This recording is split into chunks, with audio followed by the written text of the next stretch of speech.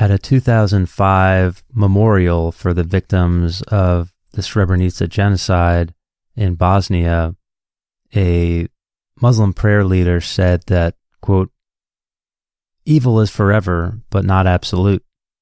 Good is absolute, but sometimes absent," end quote. The victims of the genocide, and in particular the women who survived the genocide, would put that statement to the test in the years that followed the Bosnian War. Historian Selma Leydesdorff gives a summary of some of the events in the war and how it led to a genocide at Srebrenica. She said, quote, "When war erupted in Bosnia in 1992, it was not a huge surprise.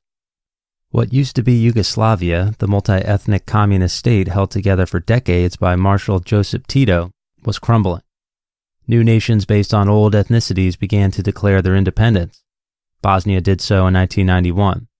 What did surprise everyone, including the participants, about the war was how deliberately vicious it was. Thousands of people, in particular the Muslims, were forced to flee what would later be called ethnic cleansing. In eastern Bosnia, Muslims were the victims of a brutal and bloodthirsty purge that involved murder, rape on a massive scale, plundering, and forced relocation. Images of the violence there stunned the world," end quote. Talking about the so-called safe area of Srebrenica that we mentioned in the last episode, Leydesdorff says, quote, "In July 1995, the enclave was taken by Bosnian Serb troops led by General Ratko Mladic. The more able-bodied men and some women tried to flee to safety through the woods on the surrounding hills. The remaining women, children, and elderly men sought shelter under the protection of the Dutch Blue Helmets within the enclave, known as the Dutch Compound, in an industrial area where Dutch soldiers had their camp. Some men accompanied their wives there, but most of them were murdered, although some of the elderly were spared. All of the older boys, 12 years and up, were also murdered. According to 2009 estimates of the International Commission on Missing Persons, there were 8,100 Srebrenican genocide victims, although that number is debated. Of those, 6,186 had been identified through DNA analysis as of 2009.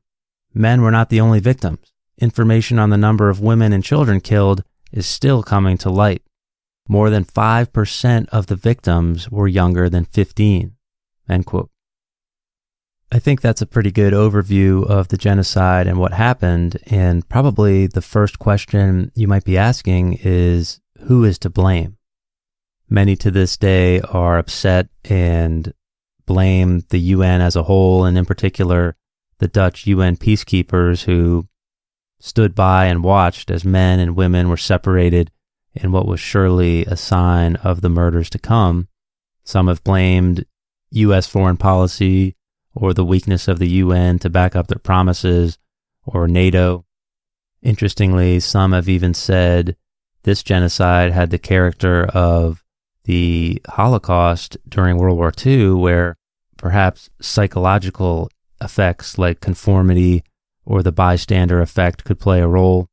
Some have pointed to the political atmosphere of hatred that was being fostered by Bosnian Serb leaders like Radovan Karadzic, a policy of ethnic cleansing and political expulsion of Muslims based on Serb nationalism. The UN in the modern day seems to be persuaded by this explanation, as Radovan Karadzic and Bosnian Serb generals like Ratko Mladic, also known as the Butcher of Bosnia, are sitting in a jail cell found guilty of genocide, essentially. Ultimately, reports have been commissioned, trials have been heard, blame has been assigned, and debate continues to unfold over the character of the genocide and who's to blame for it.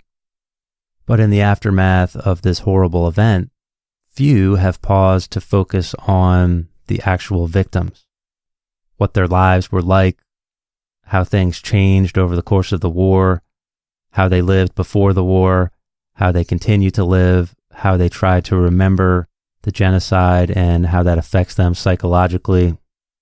Historian Selma Leydesdorff puts it very bluntly in the introduction to her book called Surviving the Bosnian Genocide, The Women of Srebrenica Speak. And she says, quote, "In this book, the Muslims who can do so recount their memories. They are mainly women. The men are dead. The complaints and sorrows of the survivors are great, and their lives are often scarred by unresolved grief, dislocation, and poverty. They have not been listened to, and little has been written about them." End quote. Leydesdorff goes on to say that, quote, "The horrors of 1995 were so violent and traumatizing that it seems better to forget the peaceful times, or at least to repress them. What remains in their memory is a hole that matches the desolation in their current lives bereft of a hopeful future. Can they ever live in peace? They escaped, but to where? To what? The world of the past no longer exists, but no one quite knows how to restore things as they should be." End quote. It's interesting as you do research into the Bosnian War from different perspectives of journalists and historians and people who went through the conflict themselves, that the metaphor of a hole shows up over and over and over again. It's almost as if the Bosnian War, the corresponding genocide, and all of the horrible things that millions of people in Bosnia had to go through has left a hole that's impossible to dig out of, and that prevents life from being lived the way that it could be, or at least the way it used to be.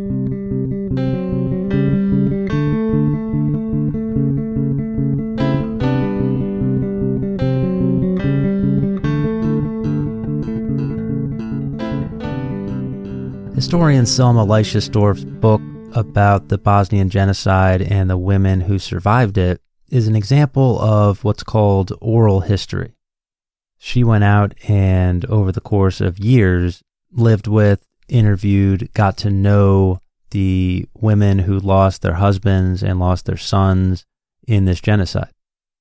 As we said earlier, there were women and children victims, but for the most part, the genocide was perpetrated against men, which left women to fend for their families and to survive on their own in many cases, and to deal with all of the psychological pain that comes with surviving a genocide. Many historians don't believe that oral history is a great way to approach the study of history. As we know from numerous courtroom dramas and things of that nature, eyewitness accounts, especially from people who have been traumatized and especially years after the fact, can often be colored by emotion. Sometimes the memory is hazy and foggy, and in the realm of psychology, eyewitness accounts like this might not hold up to the strict standard of judgment that, say, a courtroom might require. The famous phrase in psychology is that eyewitness testimony is notoriously unreliable. Sometimes there's this preference for facts and data, and sometimes the emotions and the feelings get left behind. Historian Selma Leydesdorff says, quote, "Most historians do not see value in interviewing the survivors. Their reluctance seems to stem from the discomfort of facing the overwhelming grief that remains. The survivors do not tell us hard facts. Instead, they provide impressions, traumatized pieces of the past, and stories of grief that come together in a historical picture that accords suffering a place. This is a picture that the survivors can relate to." End quote. What she's basically saying there is that, yes, there is a place for data, there is a place for quote-unquote hard facts, but there's also a place for recognizing the ordinary people that are involved in any historical event, learning from their emotion, learning from their suffering, and getting a feel for what it might have been like to be them. To Leydesdorff and to many that study history, acknowledging, remembering, and incorporating the firsthand accounts of people who were there is always going to be an important part of history. And if you get enough of them done well, you begin to get a deeper picture, not just of facts and data that would be fit for a courtroom, but you start to get a picture of what it might have been like to be a person during whatever crazy event you were studying. You begin to get a feel for something in a way that isn't just reciting dates and facts and data, but it gives you a better understanding of what it was like to be a human during that time. Of course, that's not to say that the interviews of survivors and the firsthand testimony and the primary accounts is not done rigorously and objectively, and it always has to be made sure that the testimony is grounded in truth, even if memories and emotions can become distorted over time. Leydesdorff says, quote, "We know from other atrocities that the survivor's testimony adds an essential dimension to the history of a war and its genocide. Of course, such testimony must be critically studied, and there has been important research in this area. Survivor stories are open to multiple interpretations. They are not stable. They are dominated by a grief that has taken on a life of its own, and some moments of blind panic are nearly impossible to describe. Despite these difficulties, it is now accepted that writing the history of such events requires listening to the survivors." End quote. The downside to doing this style of history is that it's actually very difficult to do. Interviewing survivors who have often had their worlds completely overturned and are hesitant to trust foreigners, or in this case, Selma Leydesdorff is a Dutch historian, so we know that the Dutch UN peacekeepers, certainly many have blamed for part of the atrocity that happened. And it's also tough sometimes for the historian to hear the stories of horror over and over, immersing themselves in a culture that's gone haywire.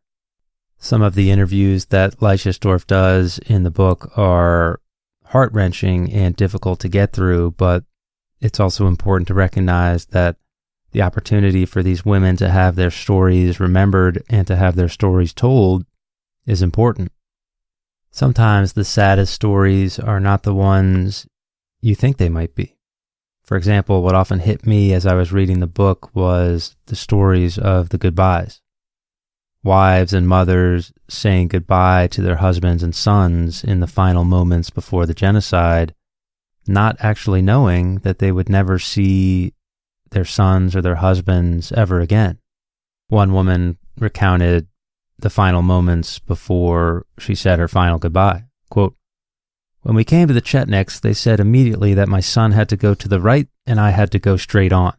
We didn't listen. We kept walking straight ahead together, but that wasn't good.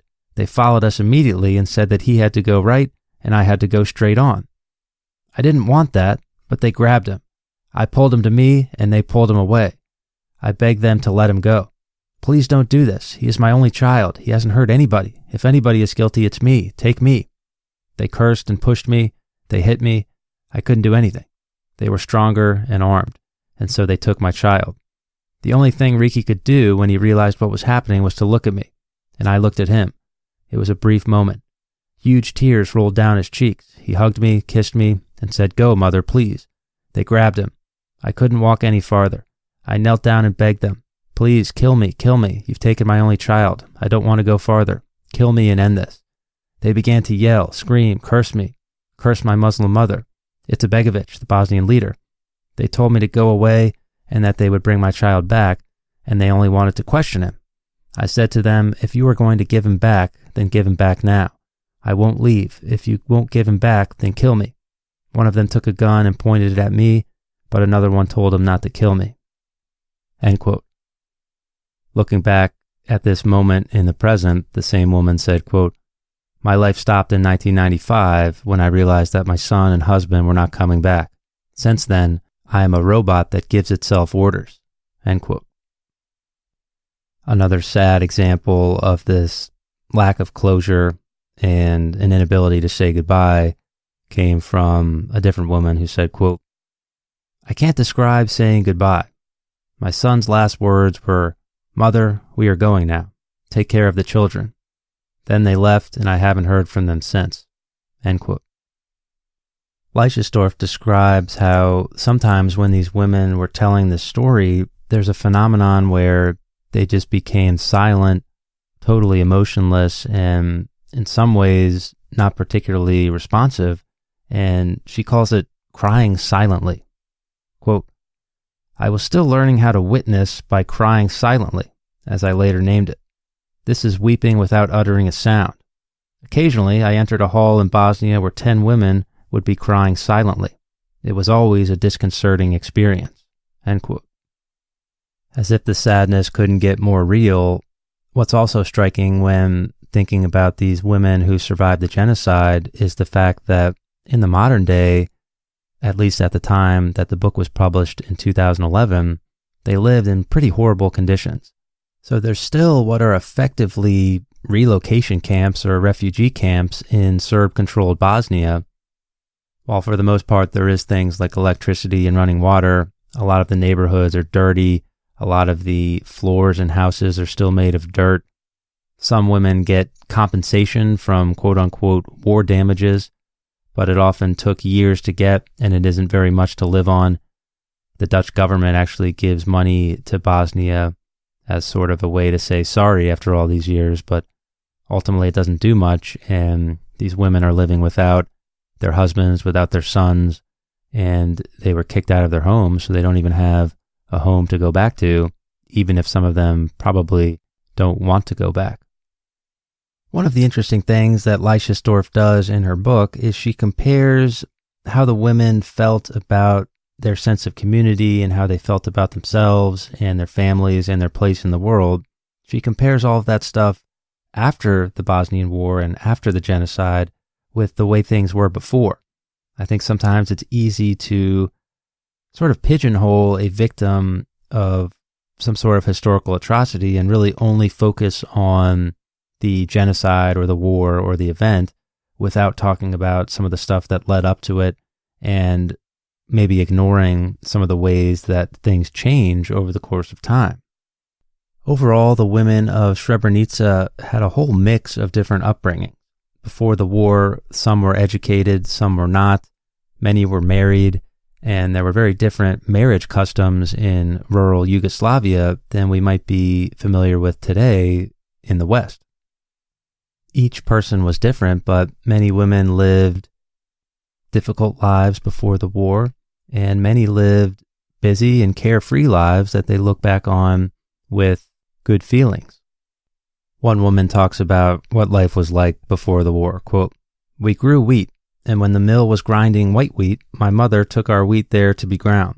Then we baked bread and other things. We made our own food.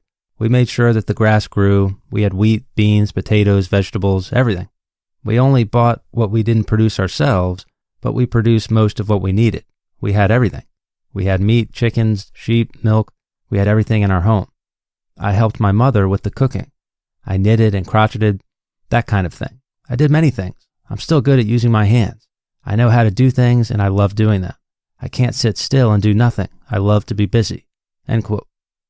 This is contrasted with her current life, essentially in a refugee camp, and it's easy for the thoughts to wander back to the horrific events and to be nostalgic about the past, because in addition to the psychological burden of surviving the genocide, this woman has to now do all of that work herself. She has to add in administrative duties, be the head of her household, and there's no husband or father to help her out with those sorts of things. It makes sense that even though these women survived, situations like that ultimately result in the ripples of pain, to borrow Dan Carlin's phrase, spread out across all of the world. One woman said, quote, "I realized that neither he nor my father would return. I just don't have any hope left. I would like to find him and to bury him, to know where he rests so my child and I could visit his grave. You know, my whole family, except for my brother, is missing, and I know nothing about them, that's all. I've accepted my fate, what else can I do? Worrying is useless, and I don't want my child to suffer because of it. I don't want her to have a difficult time in school. Life goes on. I've been sad about all this. I'm still sad. My heart is heavy. My whole family is gone." End quote. Many of the women that survived the genocide have this sort of sentiment where it's difficult for them to move on, but they don't have a choice. They have to do it for their family. They have to do it for their daughters, They have to do it for the people that depend on them. Historian Selma Leydesdorff essentially summarizes her book when she says, quote, "All who have spoken with survivors and are shocked by the grimness of what happened also know how much these stories add to what is already known from the official reports. It is not about the outsider's feelings of accountability or helplessness, but about the helplessness of someone who lost all that was precious to her in that violence and who is in danger of losing her human dignity. It is also about how it is possible to survive, to go on, and yet to be forced to look back." End quote. When many of these women were looking back, one thing that pops out at you is the complicated nature of looking back on friendships that are now over. Many of these women were friends with Serbs who ended up either abandoning them or in some cases persecuting them themselves. And you're left with this bizarre situation where you're left with fond memories of the way things were and the way things used to be. And you suddenly have to reconcile that with the way things are now. The friendships are gone, the damage is done, the violence has been committed. These women, in some cases, were grateful that those friendships happened, and they were hopeful to live in a type of society where this type of thing can be possible. Different ethnicities living together, becoming friends, putting aside their differences. But it's going to be difficult for these women to ever get back to that place. And it's made all the more difficult because you can never forget the good times, even if you want to. One woman presents this conflict pretty well, in my opinion. She's talking about her old friendship with a Serb woman, and they'd been friends since they were kids. She said, quote, "I dreamed about her in Srebrenica, but after all this happened, I was surprised to learn that her sons had been in the army, in a special unit that protected Karadzic. When I visited my village, I saw her in my mother's house and she wanted to hug and kiss me. I told her, 'We can't be what we used to be.' She began to cry and said that her sons hadn't murdered my son. I told her they didn't do anything to save him. Deep down inside, I still love her, but I will never admit that to her. I will not pardon her." End quote. What's amazing about these women, the survivors of Srebrenica, is that the majority of them are forgiving. It shows the type of strength that they had and that they have, that they were able to survive what is just the worst event imaginable. They know that things can never be the same, and yet the ability to forgive and to begin new relationships and remember the old ones fondly, that is strength. And along a similar line of thought, what these women seemed most to want is not money or charity or building up the infrastructure in their camps. What they wanted was closure, understanding what happened to their sons and their husbands and their dads, verifying that in fact they were dead. If that was the case, getting them proper burial. Getting that closure to this event was elusive for many women. And of course, probably the thing they wanted above all else was to have their story be told and to be remembered.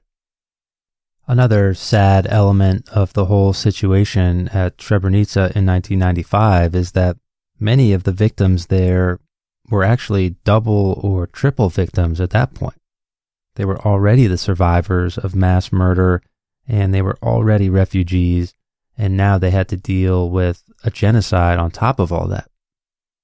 For example, in 1992, a Bosnian Serb criminal and paramilitary named Arkan and his men went on just a rampage of terror throughout eastern and rural Bosnia, plundering, looting. Hundreds of people were tortured, murdered. There were accounts of mass rape.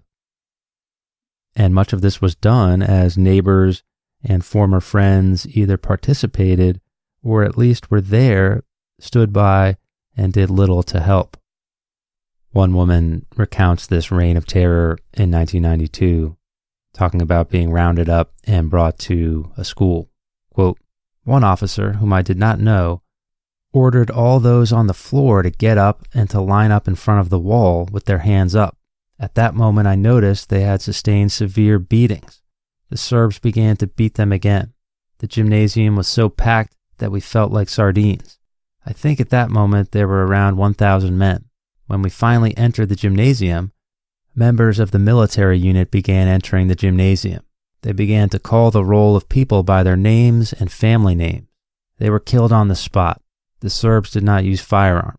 They used metal bars, batons, and people were beaten so severely that the beating was lethal." End quote. I was going to go on with some more quotes and sources and evidence from that 1992 reign of terror, but I don't think I need to. So many of these women were already double or triple victims, and sometimes the trauma was worse if you were a woman. It was not uncommon for husbands to abuse their wives before 1992 or 1993 or 1995. So many of these women lived psychologically distraught lives anyway. Then this war happens. You lose that husband. You lose the family you're trying to keep everything going for, and life becomes even more confusing. That sense of disillusionment, that sense of betrayal, that sense of a loss of meaningful relationships that really meant something to you, that was what a lot of these women have in common, even if they came from different backgrounds as far as class and occupation and family life. Another sad reality about this genocide and about the war was that, somewhat ironically, many of the people who were caught up in the Srebrenica genocide were actually fleeing to Srebrenica because it was deemed a safe area by the UN. Refugees were streaming into Srebrenica from places all over Bosnia where they were being persecuted and killed. And the experience on the road to Srebrenica in 1992 is something that you hope you never have to be a part of. Selma Leydesdorff says, quote, "Such journeys were fraught with danger. Women walked for days carrying babies or with small children in tow across enemy lines. The weather made all the difference. Snow meant that one left tracks that the Serbs could follow. Rain penetrated everything, and the children were soaked through. Often there was no place to get dry and nothing to eat." End quote. One woman in particular talks about her experience in the woods on the road to Srebrenica. Quote, "For 3 days we ran away and again returned. On the 4th day, shooting began in our villages, and we ran away and never went back. We left our home for the last time and never returned. We took some belongings with us. We wandered here and there and stayed 20 days in the forest. My brother-in-law was carrying about 40 kilos of flour. I made some flatbreads on an open fire. I built a fire and kneaded the dough. I had 2 tablecloths that I put the dough on. I rubbed oil in the frying pan and baked little flatbreads. Everybody got a half. We only had 40 kilos of flour and we could live off that for 20 days. We also made a bathroom. We used sticks and covered everything with earth so that people on the outside couldn't see in when you washed yourself or used the toilet. That was how we lived in the woods." End quote. All told, about 35,000 to 40,000 refugees streamed into Srebrenica between 1992 and 1995. All of these people went through experiences that are often incomprehensible and impossible to understand if you didn't experience themselves. Once at Srebrenica, it was packed with people. Refugees ended up sleeping in classrooms with hundreds of other people. Anywhere with a roof over their heads was preferable to the woods. For a refugee, all of the frivolities and all of the silliness of life is stripped away very quickly, and you have to ask yourself some basic, essential questions of survival. One woman said, quote, "Where should I go? What should I take? I really didn't know what I should take with me. Of course, I would take the children, but what would they eat? Where could I find shelter at night? I didn't have anything to cover them. I couldn't take everything. I only took a blanket, a piece of bread, and some eggs that were cooked. I was in tears when I took my children and left. I joined other people on the road." End quote.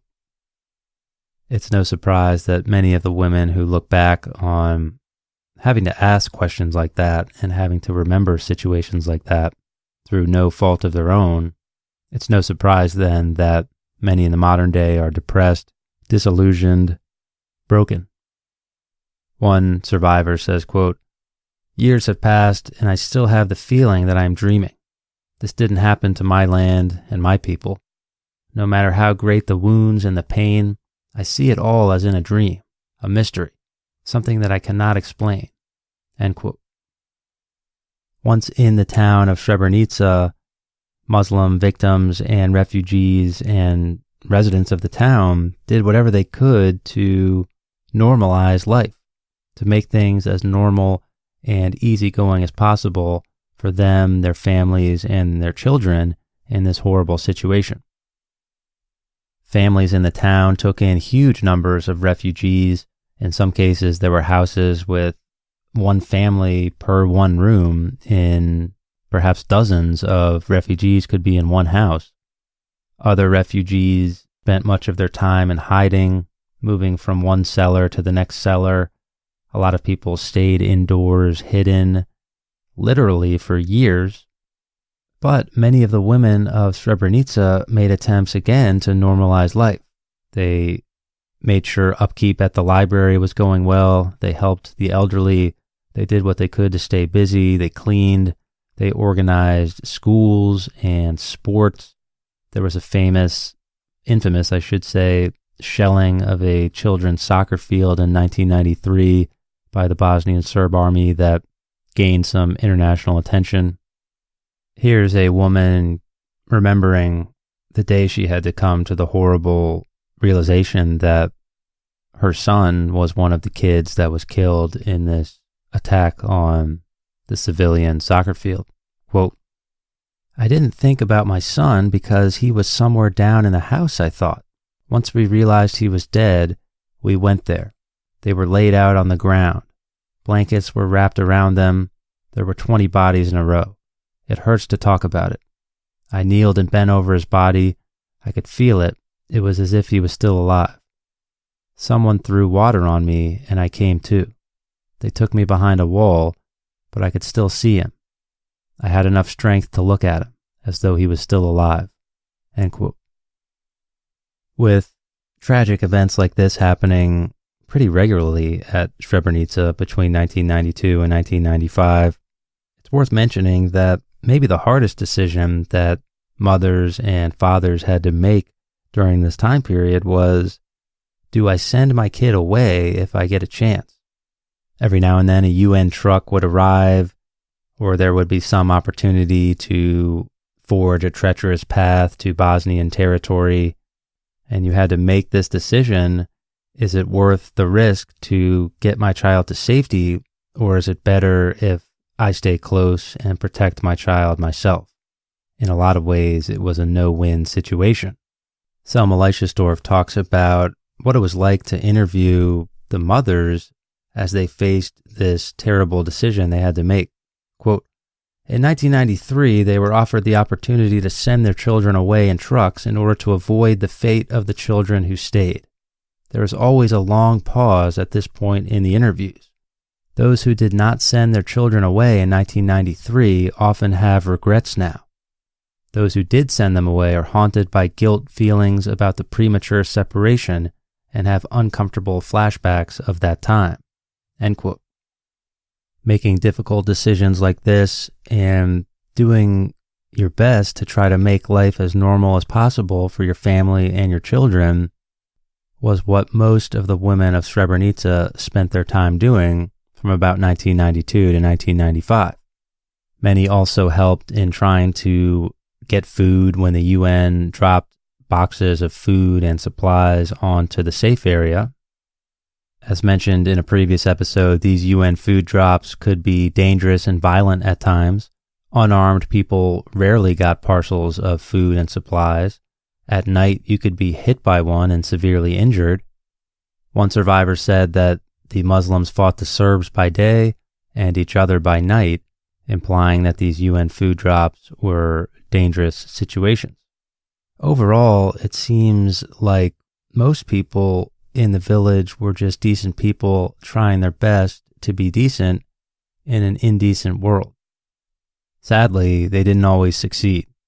Much like Gorazda in the previous episode we talked about, Srebrenica was actually captured by the Bosnian Serb army in 1992, retaken by the Bosnian army, and then surrounded and shelled before it was retaken again in 1995 by the Bosnian Serb army.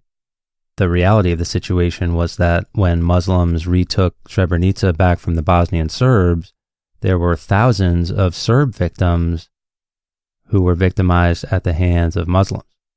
Many Muslims went on so-called looting raids into Serb houses and Serb areas of town, taking things and sadly committing atrocities. And of course, the Serbs wouldn't forget this. And when they retook Srebrenica in 1995, revenge and vengeance was on their minds. The cycle of atrocities would continue. Selma Leydesdorff talks about this complicated situation where you have a majority of Muslim victims throughout Bosnia, but it's also a fact that there were thousands and thousands of Serb victims as well. Quote, "There were victims on both sides, and some of the murders were too brutal to recount. It is indisputable that both sides pillaged and committed unconscionable deeds. The Bosnian army could not control the starving mob. Hunger was a motive, but the archives also reveal revenge, hatred, and bloodthirst. There was something more going on, something that had gone wrong much earlier." End quote. You don't want to make a false equivalency, as we've discussed in previous episodes, but you also don't want to not acknowledge that thousands of Serbs were victims in this situation as well. That being said, there wasn't just Serbs and Muslims in Srebrenica. For a long period of time, there was the Dutch UN soldiers, the peacekeeping Blue Hats. Most scholarship reveals that these men were not very well prepared. They were encouraged not to make many human connections with residents, and they had a impartiality and rigid adherence to quote-unquote neutrality. When it came time to help during the moments before the genocide, the crucial moments before the genocide, this led them to an inability to help victims when they needed it most. That being said, it seems like the picture that is painted by the women of Srebrenica about life before the genocide was that they were having human interactions, human experiences, and the vast majority of people were just trying to live a normal life. Leydesdorff says, quote, "Even in the deepest misery, one can remain a human," end quote. One of the sad lessons of this genocide. As we slowly work our way into the events of the genocide, historian Selma Leydesdorff once again provides a reminder of why it's so important to listen to the stories of the victims. She calls stories like this and interviews with victims of genocide examples of quote-unquote deep memories. And these deep memories are the sort of thing that goes beyond the surface of facts and recounting events and these types of things that are typically done, sadly, in history classrooms, but getting into a deeper understanding of what it felt like to be a person during these events, as uncomfortable as that might make you. She says, quote, "I feel strongly that those days of horror cannot be fully understood without pondering what it was like to be there, without listening to those who experienced genocide in all its cruelty, violence, bloodlust, terror, and uncertainty. The necessity of listening to survivors' testimony is no longer doubted. In particular, Holocaust historian Saul Friedlander has demonstrated the importance of first-hand documents and accounts. He feels that what he calls deep memories, those which cannot be easily told, must be integrated into the historiography, and not simply out of a respect for the victims. He has demonstrated that writing history without them is impossible. The debate over the meaning of memories is mainly waged among historians of Nazism, but I feel it applies to the historiography of all mass violence. In order for psychological integration to take place, the The historian should use what we know about empathy, imagination, and connection, which are not usually encountered in quote-unquote factual historical accounts. Using such an approach means accepting the survivors' non-neutrality in their testimony. The survivors' stories are no less true because of it." End quote. In a way, this idea sort of connects with the importance of listening. Listening is a simple yet highly significant act, and if you ask me at least, it seems like something that our modern-day society is slowly losing. As everyone increasingly finds new ways and channels to be heard and to speak out and to be the loudest one, in one sense of it, sometimes the simple act of listening is thrown aside. It's important in history, it's important in everyday life, and sometimes simply listening can go a long way, and not listening can lead to huge problems. Many of the women that Leydesdorff interviews in her study were grateful that she was able to listen. They remembered how the genocide took place over the course of about 3 days. The men were separated from the women and children. The women and children were essentially herded into a factory where they were packed together. It was dark, there was no lights, and they had to wait there in terror and fear as they didn't know what was going to happen. The sad final goodbyes are tough to read. One woman said, quote, "He couldn't say anything more. I'll never forget the look on his face. My daughter's father-in-law gave my daughter-in-law 200 German marks and said to me, 'In God's name, take care of my daughter,' and then began to cry. My husband said nothing. He looked at the children." End quote. Over the next several days, there were interrogations, beatings, transports to mass graves, sexual violence, and of course the murders. There were times where women tried to hide their children, protect them from the murderers who were coming after them, but usually this didn't help much. It didn't seem to matter how much you begged and pleaded with the armed men either, as the women were simply outnumbered. One woman said, quote, "But I grabbed his hand and repeated, 'He was born in 1981. What do you want with him? What are you going to do with him?' I begged, I pleaded his case. I asked them why they were taking him. He had been born in 1981, but they repeated the command. I held him tightly, but they took him. My other child wouldn't stop screaming. He yelled and screamed, 'Mommy, they took my brother away. They have my brother.'" End quote. Inside that factory where all the women were pushed together, the one thing that virtually all of the women corroborate is the screams. Whether it was kids or mothers who had their sons ripped away, or wives saying goodbye to their husbands for the last time, virtually all accounts say it was tough to get sleep. It was tough to focus on anything because of the screams of fear. Many women talk about being in a dreamlike state. Some just simply were overwhelmed and passed out, waking up after it was all over, having no memory of the events at all. Eventually, the women were forced to walk out of the compound and get into a column moving quickly, no one knowing where they were going or why, and eventually most of them made their way onto buses and out of Srebrenica towards Bosnian territory. The UN Dutch soldiers were accused of negligence. Some say they were drinking and partying. Some accuse them of incompetence. Officially, international tribunals would find them guilty of, quote, "not reporting misdeeds," end quote, and not providing help to the victims of genocide. Many to this day are still baffled how they couldn't have done more to help. One woman exemplifies this, saying, quote, "They should have told us earlier. They should have explained when they came. They should have said, 'Go away, run to somewhere,' or something. But they waited, and when the Serbs came to Srebrenica, they didn't do anything. They should have warned us earlier, but they didn't. They should have told us, and that's why we regard them as guilty. They were in contact with our people on the front lines. They should have told us what was going to happen. They were in Srebrenica just like us. They lived among us. And when the Chetniks came, they were also afraid of them, afraid they'd be murdered." End quote. Ultimately, the women and children were allowed to trek to these buses where they were sent back into Bosnian territory, the result of some sort of demented negotiation.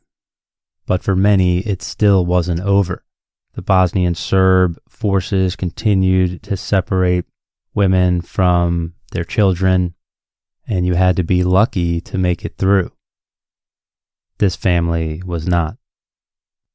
Quote, "I turned around. I wanted to see my son one last time. He walked with me to the bridge over the river. His chin trembled and he said, 'Mother, don't cry. The more you cry, the harder it is for me.' No matter how strong I was, that was too much for me. That wounded me. I can't stand it. I can't stand it. He was guilty of nothing. He owed nobody anything. And I don't even know where his bones are." End quote. Oftentimes, reaching the buses and making it into quote-unquote safe territory was just half the battle. The women now had to find out what their sons, what their husbands, what their fathers were doing, and if they made it or not. Remember, many of the men who weren't caught up in the genocide went on that horrible trek through the woods trying to escape and get help and get to safety, and those columns of men often didn't survive. Now it was up to the women to get answers, find out about their loved ones, and if necessary, have a burial. With the experience over, the women had to think back to how could they have survived such a horrible situation. Historians have often wondered what were the characteristics, the traits that allowed a human being to be able to survive the worst conditions imaginable. One woman said she made it through the terror inside that factory by reminding herself of the simple things in life, her family, her children, herself, and the value of all the things that she'd done and the value of being alive after all these years. Quote, "I hugged myself and said to myself that I was worth it, that I was most important to myself, and that I had to endure all this for my children. And one way or another, that helped me to win out over all that horror." End quote. Some of the women turned to religion as a coping mechanism. Many turned to their faith for comfort and meaning in the most horrible of times. And many to this day are more religious now than they were before the conflict. On the other hand, however, some turned away from religion, wondering how all of this could be allowed to happen, and noting that sometimes religion worked in the opposite way, where it gave justifications to people as an excuse to do horrible things. One woman talks about the two sides of this religious coin. Quote, "There is a God, I'm certain of that. There is a power that we cannot know. I don't know how to explain that to you. My faith was deeper before the war than after it. I don't use my faith for a purpose. I believe because I have a faith in people. I've always said that real communists before the war and real believers are cut from the same cloth. I'm not talking about the imitations. A good person is a good believer because every good person must have the same traits. No lying, no murdering, no cheating, and that's what religion teaches. Not a single religion in the world teaches people to murder, steal, cheat, kill, or grab. But here in Bosnia, everything, including religion, is manipulated. People hid behind their faith, but they really didn't believe. For them, religion is a mask in order to do certain things." End quote. You can agree or disagree with some of her points there, but you start to get a sense from a quote like that of the complicated nature of the way people view religion and their connection to it after a tragedy like they went through during the Bosnian Genocide. As the war winded down and the genocide was over, the modern-day survivors live, in many cases, in refugee camps or in difficult scenarios. They continue to search for answers. They continue to search for the missing. Many have formed NGOs. They continue to march in the streets as a protest for the lack of answers and the lack of justice as they see it. They continue to deal with the so-called government bureaucracy and the legal mess that is Bosnia in the modern day. How do you prove ownership of a house that's transferred owners 5 or 6 times during the war, transferred governments several times? How do you deal with pensions for the victims of the genocide? Many women have had to decide how and when they are going to return home to their places of residence. This is actually a huge issue in Bosnian politics in the 2000s, is sort of repatriating what everybody deserves and getting everybody back to the way it used to be. There are ceremonies every year, burials, remembrance ceremonies, memorials. Many women simply live their lives and wait for, quote unquote, the call that their husbands have been found or their sons have been located, but sadly, most of the time, it's in a mass grave. Organizations like the Red Cross are often involved, and they ID bodies based on clothing, DNA tests, and it's obviously a complex and tricky process, but it continues to improve over time to help provide closure to the victims. One woman talks about how a Red Cross member came to her house to let her know that her husband had been found in one of these graves. Quote, "He said he didn't have much to tell me except that my husband had been found. I managed to control myself. The children were also there and I didn't want to make a scene. I began to cry and my eldest son asked me what was wrong. I said they had found father. I was crying and so was my sister." End quote. The women of Srebrenica don't ask for much. They probably ask for far less than what they deserve. They've shown a strength of character, a determination, a grit, a survival instinct that is admirable in the darkest of nights. One thing they do ask, though, is that we, as a society and as individuals, remember those men, those women, those children who were victims of the genocide and of the war. They can't remember anymore. They're gone. Even some of the survivors now can't remember due to psychological, emotional trauma and the passage of years. And even now, 25 years later, a lot of the survivors are gone. So it's now up to us to remember. We have to remember for them and carry on their legacy. If you care at all about history, that's our job now. Whether we like it or not, good oral history like Selma Leydesdorff did in interviewing these women of the Bosnian Genocide, these are the types of stories that need to be passed on to the next generation so that we don't forget. When I think about my teachers or my parents or my professors or my mentors or my life experience, all of that stuff gave me the tools, the knowledge, and the evidence to be able to remember. All of those people, all of the hard work of historians and others who want to pass the torch along have passed the torch of remembering along to me. But who's going to carry the fire when I'm gone? As Selma Leydesdorff says at the end of her book, the very least we can do is remember.